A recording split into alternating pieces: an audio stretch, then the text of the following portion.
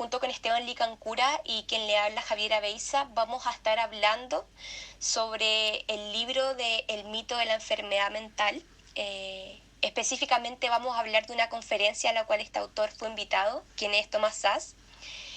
Pero queremos introducirlo al tema y también que ustedes puedan saber quién era Thomas Szasz, qué roles cumplía, para que podamos entender a mayor detalle todos estos puntos tan interesantes que este autor comparte.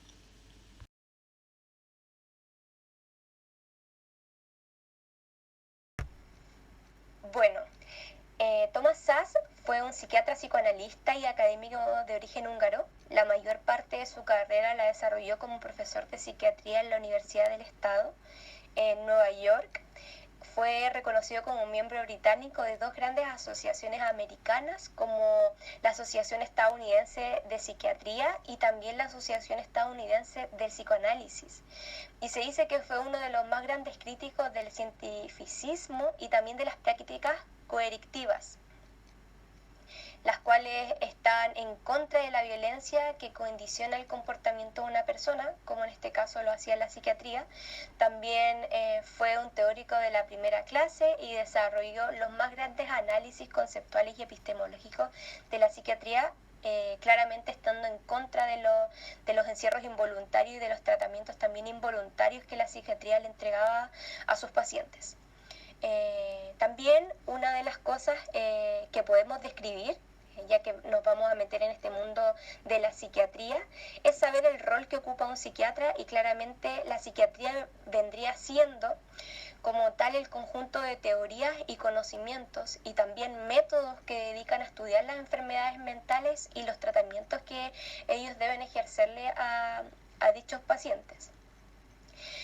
Y en este punto es donde realmente se crea la antipsiquiatría, esa postura antipsiquiatría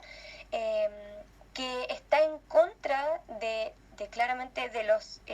tratamientos involuntarios, ya que también ahí tiene un conflicto con el diagnóstico de las enfermedades mentales, ya que se dice por ahí que es un simple mito y que realmente no son reales, cosa que vamos a entrar de lleno en unas diapositivas más. Pero esta postura se crea debido a estar en contra del rol del psiquiatra, porque realmente el psiquiatra hace un tratamiento un poco autoritario,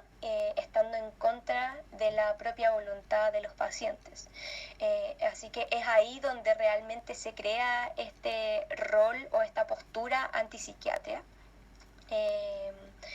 Y bueno, vamos a pasar de lleno a las tres ideas que pudimos nosotros encontrar en esta conferencia, y para que ustedes puedan conocerla un poco mejor, la postura que tiene dicho autor. Así que pasamos adelante con la otra diapositiva.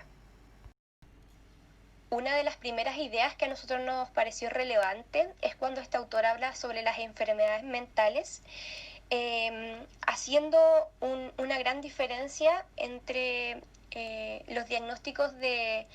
los médicos normales, de la medicina tradicional, con la psiquiatría, ya que él está como ahí con un conflicto con los diagnósticos en sí. Y dice que claramente en la medicina tradicional, por más que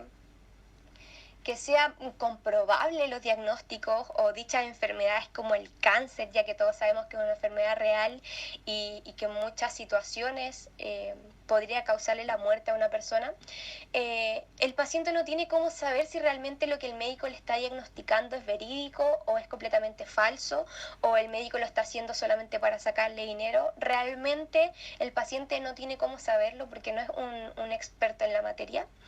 Y en este caso aún están muchísimo más en contra de la psiquiatría, ya que tiene un conflicto con las enfermedades que se diagnostican, poniendo el ejemplo de un niño que fue diagnosticado con hiperactividad, lo cual tienen que medicar para poder alterar sus conductas, y él está totalmente en contra de esa medicación. Y es ahí cuando nosotros realmente creemos que es una postura válida, porque al que cuando un paciente es tratado de una forma autoritaria, en este caso como lo aborda un poco la psiquiatría, en contra de la voluntad de los pacientes y con medicaciones que alteran parte de su cerebro, que considero que puede llegar a necesitarse en muchas ocasiones esas alteraciones, pero se vulneran otras que no dejan de ser relevantes, como es el área social de la persona. La gran mayoría de tratamientos psiquiátricos hacen bajar el rendimiento de una persona, su semblante baja, la capacidad para relacionarse ya no es la misma, normalmente siempre están dopados y es ahí cuando creemos que sí esto genera un conflicto porque se trata de dar una sanidad a una persona vulnerando otras áreas que no dejan de ser relevantes para un ser humano que tiene diversas áreas de desarrollo como el personal, el moral y también el espiritual. Entonces, claramente concordamos con esta molestia que tiene este autor con las enfermedades que los psiquiatras diagnostican y también tratan. O sea, el tratamiento realmente es un poco invasivo.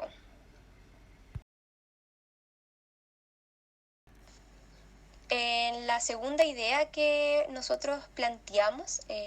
habla sobre los 4 permutaciones. En este caso, Thomas en la conferencia habló de 4 puntos muy específicos para introducirnos a cuál era el verdadero paciente. Y el primero es cuando en un caso se encuentra afectado por una condición anormal. En este punto él dice cuando realmente una persona se encuentra en una situación anormal con un infarto al miocardio o algo más conocido como un cáncer al colon. Claramente esa persona se encuentra enferma, por lo cual ve y busca ayuda médica, así que se transforma en un paciente. El punto número 2 es cuando una persona se encuentra enferma de cáncer o cualquier otra enfermedad, al igual que el primer caso, pero no va al médico y no le gusta ir al médico porque le causa conflicto y le causan molestias. En el punto número 3 esta la fase donde se encuentran aquellas personas que son pacientes, pero que no se encuentran con ninguna enfermedad diagnosticada médicamente, pero igual van al médico. Y en el punto número 4 se encuentran las personas que no están enfermas y que tampoco quieren estar enfermas, donde ellas no aceptan la enfermedad. Y a estas personas es que nosotros realmente le llamamos las personas sanas, ¿cierto? Realmente estos 4 puntos de Thomas Szasz nos aclaran que cuál realmente es el rol del paciente. Y realmente él se pone en una postura donde dice que el rol del paciente es para el verdadero paciente, es el que está enfermo y el que realmente quiere ir al médico. O sea, no debería existir paciente para él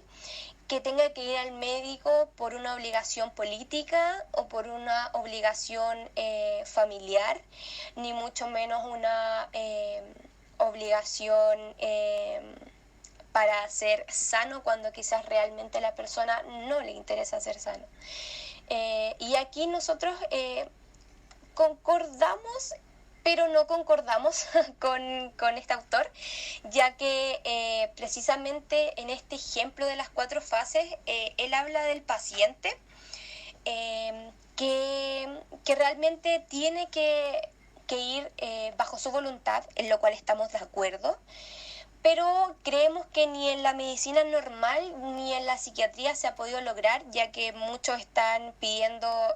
por la eutanasia, que lo quieren, es su voluntad y quieren la eutanasia, pero hasta el día de hoy por cuestiones de leyes no se ha podido lograr.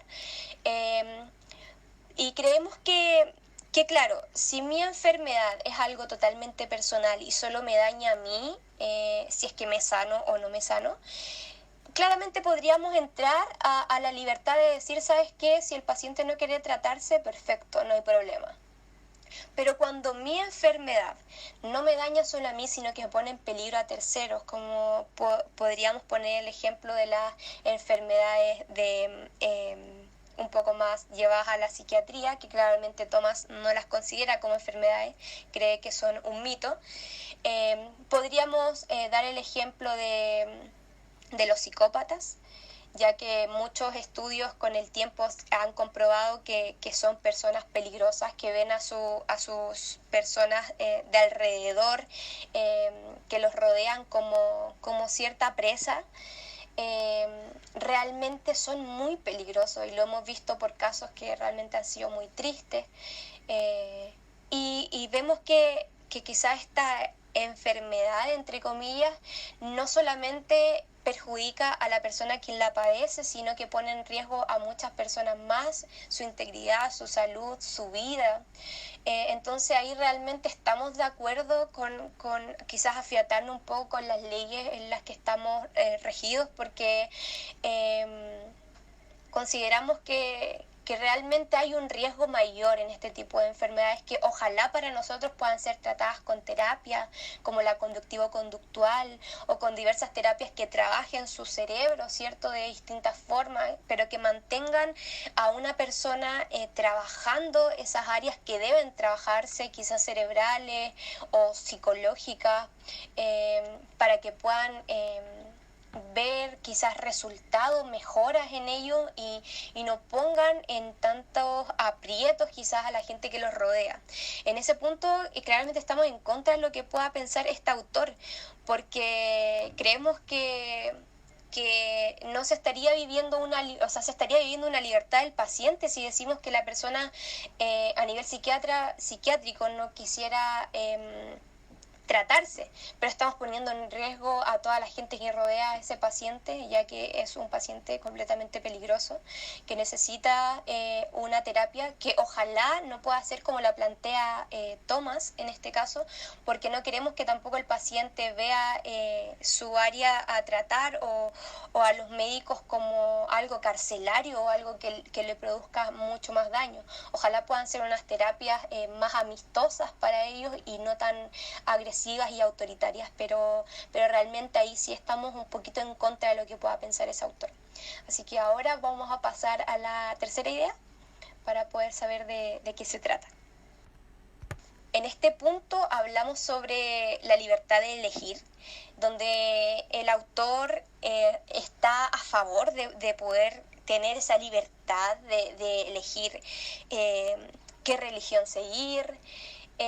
si queremos ser tratados o no queremos ser tratados, y está totalmente en contra de una postura donde te impongan las situaciones, como muchas veces los padres le imponen a los hijos, y los hijos no tienen esa libertad o ese libre albedrío, el cual menciona mucho Tomás en su conferencia. Y aquí la verdad es que nos gusta mucho esta parte, porque claramente estamos a favor del libre albedrío. Creemos que realmente es rico, es satisfactorio, y nos habla de una libertad maravillosa para el ser humano, el poder elegir qué carrera estudiar, el poder elegir qué clase de vida quiero llevar, y el poder tomar como ser humano mis propias decisiones. Pero bueno, Tomás en su conferencia habla mucho sobre la parte religiosa de las personas.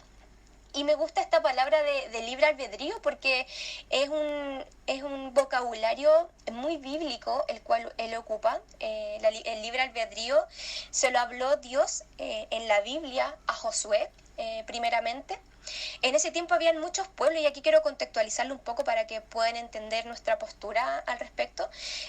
Habían muchos pueblos diferentes en ese tiempo, y el pueblo de Israel estaba siendo liderado por Josué.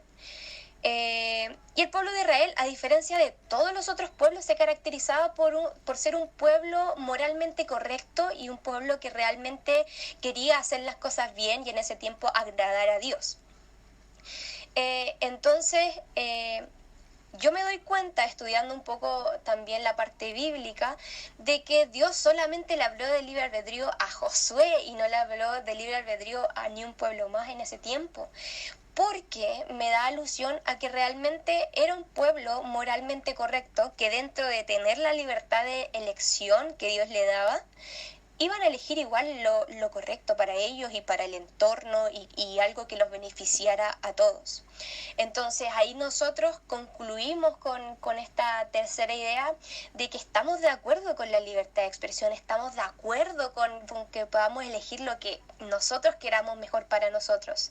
Pero mientras mi libertad no transgreda la libertad del otro, porque cuando mi libertad, lo que yo quiero, transgrede la libertad de otra persona, ya no está siendo libertad. Y es ahí cuando somos partícipes de una libertad, de tener la libre elección,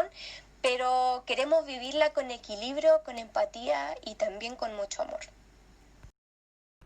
Y esta ha sido nuestra presentación del día de hoy. Espero les haya gustado y muchas gracias por su atención, profesor, y muchas gracias por su atención, compañeros. Hasta luego.